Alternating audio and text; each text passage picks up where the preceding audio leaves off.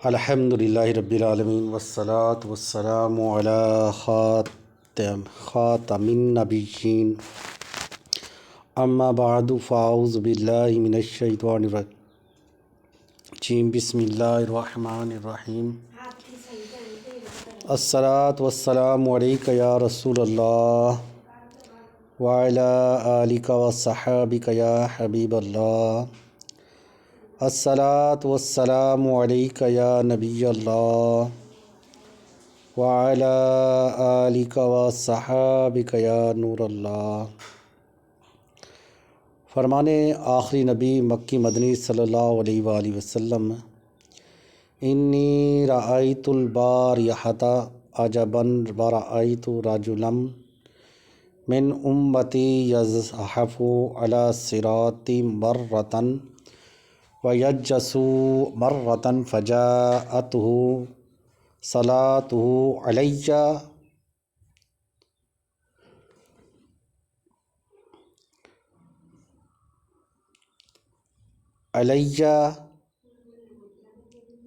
فأخذت بیدہ فأماتہ علی الصراط حتی جاوزہ۔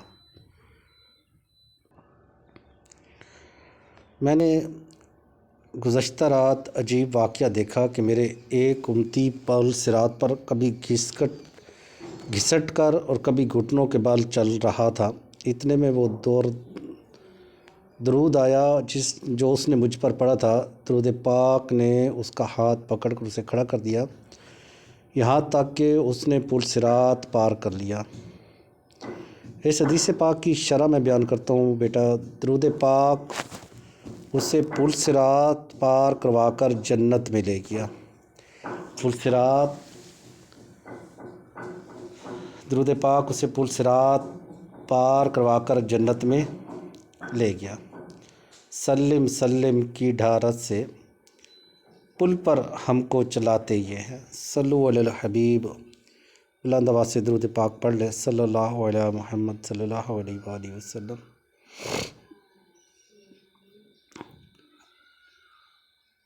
ہمارا مدنی مقصد کیا ہے؟ مجھے اپنی اور ساری دنیا کے لوگوں کی اصلاح کی کوشش کرنی ہے۔ انشاءاللہ عز و جل مجھے اپنی اور ساری دنیا کے لوگوں کی اصلاح کی کوشش کرنی ہے، انشاءاللہ عز و جل۔ حضرت محمد بن جریر رحمۃ اللہ تعالی علیہ فرماتے ہیں، ہم چند دوست مل کر علم دین سیکھنے کے لیے سفر پر روانہ ہوئے۔ ایک شہر میں پہنچے، وہاں علم دین سیکھنے میں مصروف ہو گئے۔ ایک عرصہ یہاں گزارا۔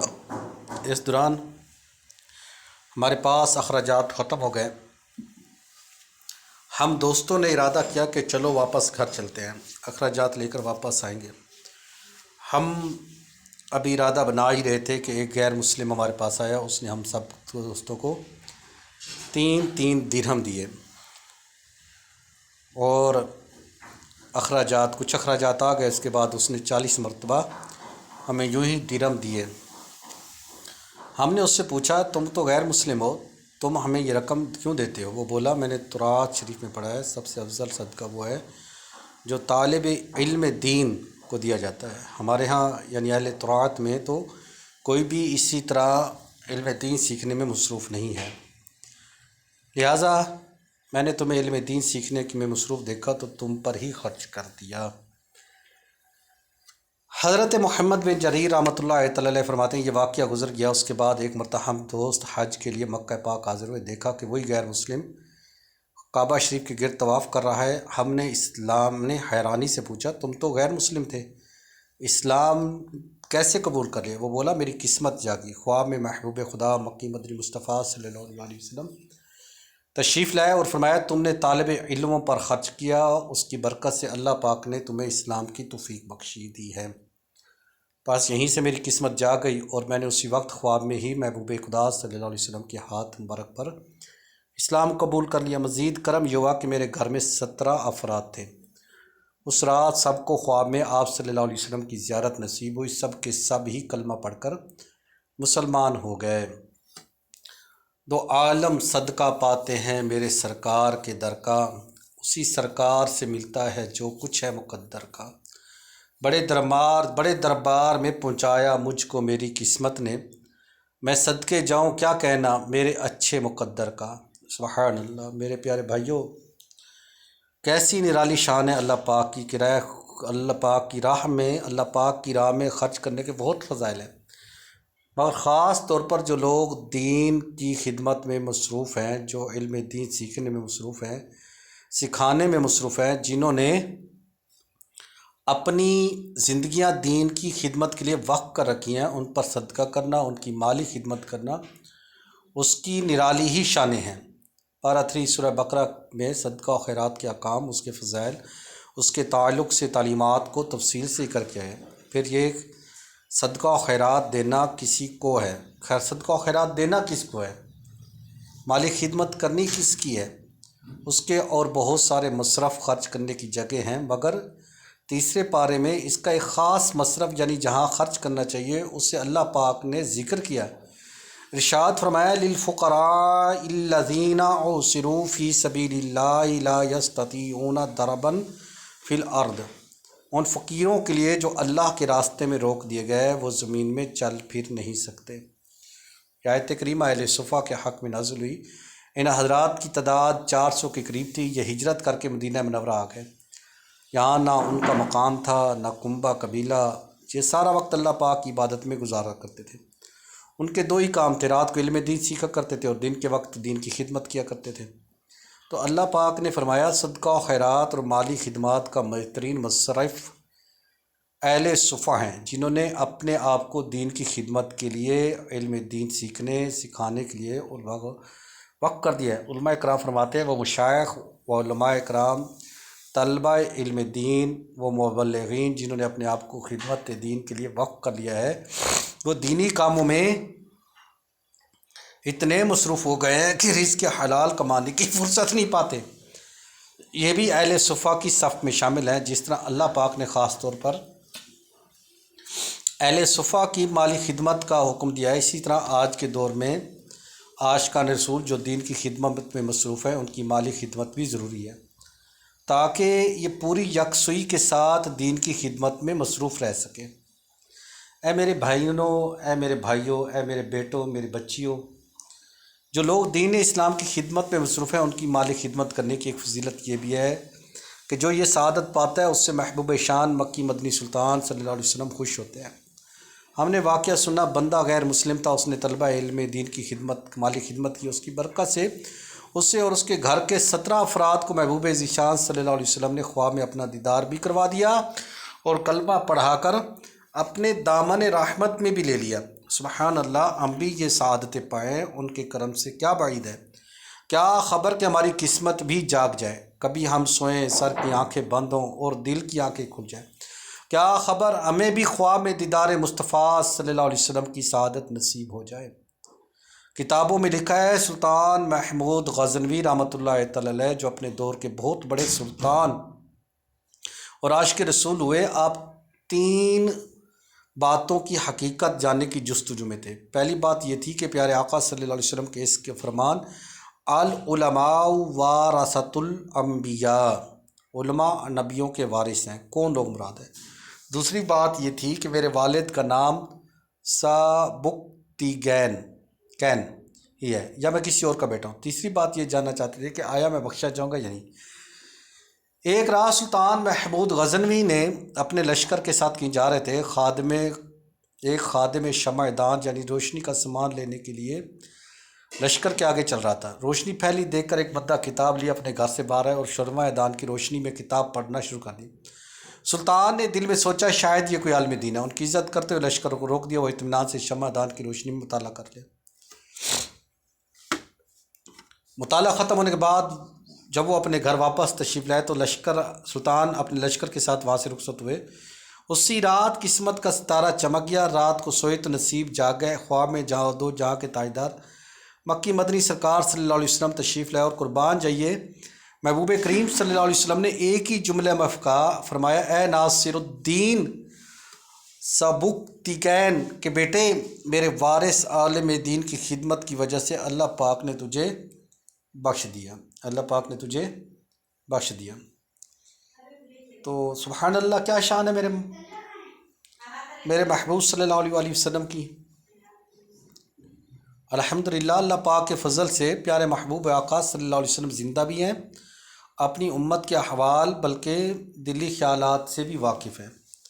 آپ صلی اللہ علیہ وسلم یہ بھی جانتے ہیں کہ محمود غزنوی نے ایک عالم دین کی خدمت کی ہے، اور یہ بھی جانتے ہیں کہ محمود غزنوی کے دل میں 3 باتوں کو جاننے کی جستجو ہے۔ چنانچہ ایک ہی مبارک جملے میں تینوں باتوں کو حل فرما دیا۔ فرمایا اے سبکتیگین کہ بیٹے، اس سے سلطان کو معلوم ہو گیا کہ میں واقعی سبکتیگین کا بیٹا ہوں۔ پھر فرمایا تو نے میرے وارث کی خدمت کی اور اس نے انہیں اپنے سچے عقائد کے حامل عاشقان رسول علماء کی پہچان ہو گئی۔ پھر فرمایا اللہ پاک نے تجھے بخش دیا ہے، اس سے انہیں معلوم ہو گیا کہ وہ بخشے گئے ہیں۔ امت کے حال سے وہ آگاہ ہر گھڑی ہیں، خوابوں میں آ رہے ہیں، بگڑی بنا رہے ہیں۔ سبحان اللہ، جو محبوب صلی اللہ علیہ وسلم خواب میں تشریف لا کر بھی ایسا بے مثال کلام فرماتے ہیں، پھر ان کے کلام ذیشان کی کیا شان ہوگی۔ اعلیٰ حضرت رحمۃ اللہ تعالی علیہ فرماتے ہیں، میں نثار تیرے کلام پر ملی یوں تو کس کو زبان نہیں، وہ سخن ہے جس میں سخن نہ ہو، وہ بیاں ہے جس کا بیاں نہیں۔ یا رسول اللہ صلی اللہ علیہ وسلم، اہل زبان قادر الکلام تو بہت ہے، ان کے کلام اعتراض کرنے والے بھی بہت ہے، مگر میں آپ کے کلام پر، آپ کے بیان پر قربان جاؤں۔ اس کلام پر نہ کوئی اعتراض ہو سکتا ہے، اور بیان تو ایسا ہے کہ جس کا جواب نہیں۔ ہمیں بھی چاہیے کہ مالی دین کی مالی خدمت کیا کریں، کیا خبر ہم پر بھی کرم ہو جائے۔ اگر دنیا میں ایسا کرم نہ بھی ہوا، آخرت تو آنی ہے، قبر میں تو ترنا ہے۔ انشاءاللہ الکریم قبر و آخرت میں اس کا اجر و ثواب نصیب ہو جائے گا۔ حضرت ابو حسن فقی رحمۃ اللہ تعالی فرماتے ہیں، ہم مشہور محدث حضرت حسن بن سفیان رحمۃ اللہ تعالی کی خدمت میں رہا کرتے تھے۔ ایک بار آپ نے فرمایا، جب علم دین سیکھنے کا شوق ہو، اس وقت میں نوجوان تھا، ہم چند دوست مل کر علم دین حاصل کرنے کے لیے مصر کی طرف روانہ ہو گئے۔ ہم نے استاد تلاش کرنا تھا۔ بڑی تلاش کے بعد ہم اس زمانے میں بہت بڑے محدث صاحب کے پاس پہنچے۔ وہ ہمیں روزانہ حدیث لکھوایا کرتے تھے۔ ہم سب دوست ایک مسجد میں رہتے تھے، پردیس تھا، غربت تھی، تنگ دستی تھی، کوئی ہماری مشقتوں اور تکلیفوں سے واقف نہیں تھا۔ ہم نے بھی کبھی کسی کے سامنے اپنی مشقت کا رونا نہیں رویا تھا۔ ایک بار یوں ہوا کہ ہمارے پاس جتنے پیسے تھے سب ختم ہو گئے۔ فاقہ کشی شروع ہو، یہاں تک کہ ہم نے 3 دن اور 3 راتیں بھوکے رہ کر گزاری تھی۔ بھوک کی وجہ سے کمزوری بڑھ گئی، چلنا پھرنا بھی دشوار ہو گیا۔ حضرت حسن بن سفیان رحمۃ اللہ تعالی علیہ فرماتے ہیں، اسی بھوک کی حالت میں چوتھا دن بھی آ گیا۔ اب تو کمزوری کی انتہا ہی ہو چکی تھی۔ چنانچہ میں مسجد کے ایک کونے میں گیا اور نماز پڑھنا شروع کر دی۔ نماز کے بعد دعا مانگی۔ ابھی میں دعا سے فارغ بھی نہیں ہوا تھا کہ مسجد میں ایک نوجوان داخل ہوا۔ اس نے پوچھا، حسن بن سفیان کون ہے؟ میں نے کہا میں ہوں۔ نوجوان بولا، ہمارے شہر کے حاکم طولون نے آپ کے لیے کھانا بھجوایا۔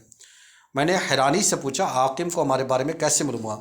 وہ نوجوان بولا، میں خادم ہوں، آج صبح ہمارے حاکم نے بلایا اور کہا فلاں کی فلاں مسجد میں لے جاؤ، فلاں کی فلاں مسجد میں لے جاؤ۔ وہاں دین کے طالب علم ہیں، وہ 3 دن اور 3 راتوں سے بھوکے ہیں، انہیں کھانا بھی پہنچاؤ اور ایک کچھ رقم بھی دے آؤ، اور ہاں میری طرف سے معذرت بھی کرو نا کہ مجھے ان کی حالت کا علم نہ سکا، کل میں خود ان کی بارگاہ میں حاضر ہو کر معافی مانگوں گا۔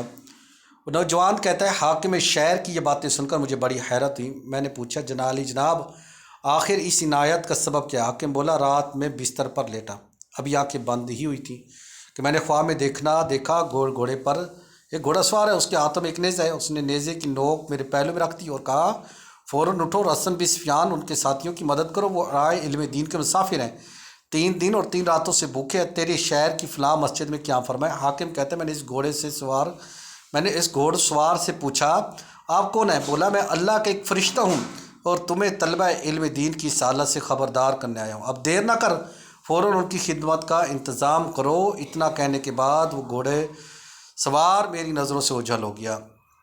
حضرت عبداللہ بن مبارک رحمۃ اللہ تعالی علیہ، جو امام اعظم ابو حنیفہ کے خاص شاگرد اور فقیہ انفی کے ائمہ سے ہیں، اہل علم لوگوں کے ساتھ خاص طور پر بھلائی کرتے، ان سے عرض کی گئی، آپ سب کے ساتھ ایک سا معاملہ کیوں نہیں رکھتے؟ فرمایا، میں انبیاء علیہ السلام اور صحابہ کرام رضی اللہ تعالیٰ کے بعد علماء کے سوا کسی کے مقام کو بلند نہیں جانتا۔ ایک بھی عالم کا دھیان اپنی حاجات کی وجہ سے بٹے گا تو وہ صحیح طور پر خدمت دین نہ کر سکے گا، اور دینی تعلیم پر اس کی درست توجہ نہ ہو سکے گی۔ لہٰذا انہیں علمی خدمت کے لیے علمی خدمت کے لیے فارغ کرنا افضل ہے۔ اللہ پاک قرآن پاک میں فرماتا ہے یا ایھا الذین آمنوا هل ادلکم علی تجارۃ تنجیکم من عذاب علیم۔ اے ایمان والو، کیا تجارت تم پر تمہاری رہنمائی ایسی تجارت پر تمہاری رہنمائی کرو جو تمہیں دردناک عذاب سے بچا لے۔ یہاں دیکھیے اللہ پاک نے تجارت کہا۔ تجارت کیا ہوتی ہے؟ خرید و فروخت کو تجارت کہتے ہیں۔ کچھ دینا اور کچھ بدلے میں لینا، اسے تجارت کہتے ہیں۔ یہ بھی کتنی کرم نوازی ہے کہ اللہ پاک نے ہمارے ساتھ معاملے کو تجارت فرمایا۔ ہمارے پاس اپنا ہی کیا، ہمیں پیدا کیا اللہ پاک نے، ہاتھ دیا اللہ پاک نے، مال دیا اللہ پاک نے، توفیق بخشی اللہ پاک نے، سب کچھ تو اللہ پاک کا ہے، اسی کا دیا ہوا ہے، پھر تجارت کیسی؟ مگر کرم فرمایا، ارشاد ہوا اے ایمان والو تمہیں ایسی تجارت بتائیں جو دردناک عذاب سے بچا لے۔ اب سنیے وہ انوکھی تجارت کون سی ہے؟ اس تجارت میں ہم نے کیا کرنا ہے؟ فرمایا تؤمنون باللہ ورسولہ وتجاہدون فی سبیل اللہ باموالکم وانفسکم۔ تم اللہ اور اس کے رسول پر ایمان رکھو اور اللہ کی راہ میں اپنے مالوں اور اپنی جانوں کے ساتھ جہاد کرو۔ تم اللہ اور اس کے رسول پر ایمان رکھو اور اللہ کی راہ میں اپنے مالوں اور اپنی جانوں کے ساتھ جہاد کرو۔ یعنی اس انوکھی تجارت میں ہم نے دو کام کرنے ہیں۔ اللہ و رسول پر ایمان لانا ہے، یہ تو نعمت الحمدللہ ہمیں حاصل ہے، اللہ پاک کے فضل سے ہم اللہ پاک پر ایمان رکھتے ہیں، اس کے پیارے محبوب صلی اللہ علیہ وسلم پر بھی ایمان رکھتے ہیں، اللہ پاک ہمارا ایمان سلامت رکھے۔ دوسرا کیا کام کرنا ہے؟ دین کی مالی اور جانی خدمت کرنی ہے، جتنا ہو سکے دین کی خدمت کے لیے دینی خدمت کے لیے وقت دینا چاہیے اور جتنا بن پڑے مالی خدمت کرنی چاہیے، مالی خدمت بھی کرنی چاہیے۔ صلو علی الحبیب صلی اللہ علیہ محمد۔ اللہ پاک کی بارگاہ میں دعا ہے جو کچھ سننا پڑا اس پر عمل کرنے کی توفیق عطا فرمائے۔ نیکسٹ ایپیسوڈ بھی اس کا ریکارڈ کر کے بھیجوں گا انشاءاللہ۔ کوشش کریں اپنے صدقات زکوٰۃ جو بھی نکالے وہ اپنے مدرسوں کو دے۔ ابھی ہم نے مدرسہ نور القرآن کا لینٹر ڈلوانا ہے، یقین مانی اتنی پریشانی ہے کوئی حد سے زیادہ۔ لینٹر بھی ڈلوانا ہے، فرش بھی ڈلوانا ہے، اس کی ویرنگ بھی ہے، کافی سارے کام ہیں جو کرنے والے ہیں۔ تقریباً 10-12 لاکھ کا یہ خرچہ ہے، 10 سے 12 لاکھ کا یہ خرچہ ہے، تو اس میں ہمیں آپ کے تعاون کی ضرورت ہے۔ آپ خود بھی تعاون فرمائیں اور آپ کے جو ساتھ لوگ اٹیچ ہیں کوشش کر کے ان کو بھی اس طرف رغبت دلائیں۔ اسی طریقے سے جامع مسجد فیضان مصباح القرآن کی ہم نے تیاری کرنی ہے، اس کو تعمیر کرنا ہے، تو آپ کوشش کر کے جامع مسجد فیضان مصباح القرآن کے حوالے سے بھی کوشش کریں۔ آپ لوگ، میں بھی کوشش کر رہا ہوں، آپ بھی مل جل کے کریں، اور داخلوں کے حوالے سے بھی ہم نے مل جل کے یہ سارے کام کرنے ہیں اور آگے بڑھنا ہے انشاءاللہ اللہ کی رضا کے لیے، میرے آقا و مولا سیدی محمد مصطفیٰ صلی اللہ علیہ وسلم کی رضا کے لیے۔ ہمیں کسی سے کوئی اجر نہیں چاہیے سوائے اللہ تعالیٰ کی خوشنودی کے لیے۔ اسی کی راہ میں خرچ کریں گے، اسی کا دیا خرچ کریں گے، وہی دے گا ہمیں۔ تو کوشش کر کے آپ نکالیں، اپنے دوستوں کو اس طرف رغبت دلائیں۔ اللہ تعالیٰ ہماری غیب سے مدد فرمائے۔ اس سال کوشش کر کے ہم نے رمضان شریف سے پہلے ہم نے اس کا لینٹر ڈلوا دینا ہے، ڈالنا ہے انشاءاللہ۔ اس کے بعد جامع مسجد فیضان مصباح القرآن کی تعمیرات ہے، اس کے حوالے سے ہم نے انشاءاللہ تیسرا سٹیپ وہ لیں گے انشاءاللہ۔ تو آپ لوگ کوشش کریں، ہم بھی کوشش کرتے ہیں انشاءاللہ۔ آپ تعاون فرمائیں، ہاتھ بڑھائیں اپنا، اللہ ہمارے ہاتھوں کو، ہمارے سینوں کو کھول دے، ہم تاکہ دین کی خدمت کرنے والے بن جائیں۔ آمین۔ السلام علیکم ورحمۃ اللہ وبرکاتہ۔